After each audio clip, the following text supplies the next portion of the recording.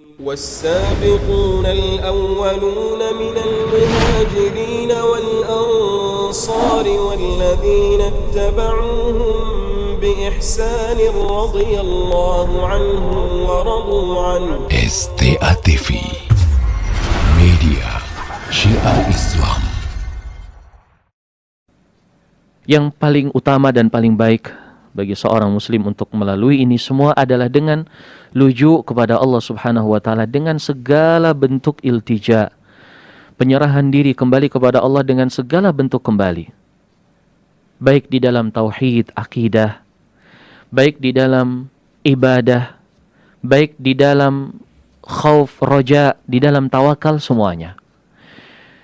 Jangan sampai upaya kita melakukan berbagai cara untuk terangkatnya wabah ini, kita lupa sama Allah. Jangan sampai kita pakai masker, kita cuci tangan kita dengan hand sanitizer dan lain sebagainya. Lalu kita lupa bahwasanya yang menurunkan penyakit ini adalah Allah dan Allah yang maha mampu untuk mengangkatnya. Demi Allah pendengar yang kami muliakan, seandainya Allah berkehendak dan Allah mau, wabah ini akan terangkat kurang dari hitungan kejaban mata. Tetapi Allah menginginkan ini semua ujian kepada manusia. Huwallazi khalaqal mauta wal hayata liyabluwakum ayyukum ahsanu amala. Dialah Allah yang telah menciptakan kematian dan kehidupan untuk menguji kalian, siapa dari kalian yang paling baik amalannya. Jadi kalau dalam ujian ini amalan kita semakin hancur, semakin jauh kita dari jalan keluar. Semakin kita kembali kepada Allah Subhanahu, maka itu insya Allah semakin dekat kita dengan jalan keluar. Dan seorang muslim hendaknya dia husnudzan kepada Allah. Pada zaman sekarang lebih banyak orang itu dia merasa putus asa. Maka dia wajib membaca nas-nas baik dalam Al-Quran atau hadis Nabi SAW yang mendorong kita untuk husnudzan kepada Allah. Ingat, Rasulullah SAW pernah bersabda dalam hadis yang sahih, hadis qudsi, ana inda dhanni abdi bi falyadhun bi ma syaa.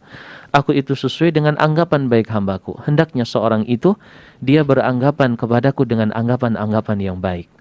Para pendengar yang kami muliakan, di waktu yang mulia ini, terkhusus di waktu yang mustajab, ketika kita sedang puasa, ketika kita sedang berbuka, itu adalah waktu yang mustajab.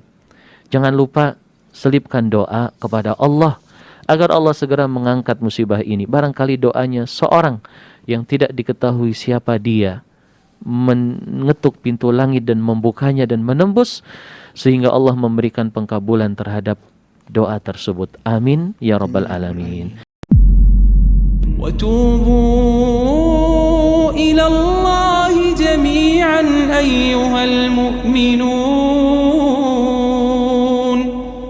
وتوبوا إلى الله جميعا أيها المؤمنون لعلكم تفلحون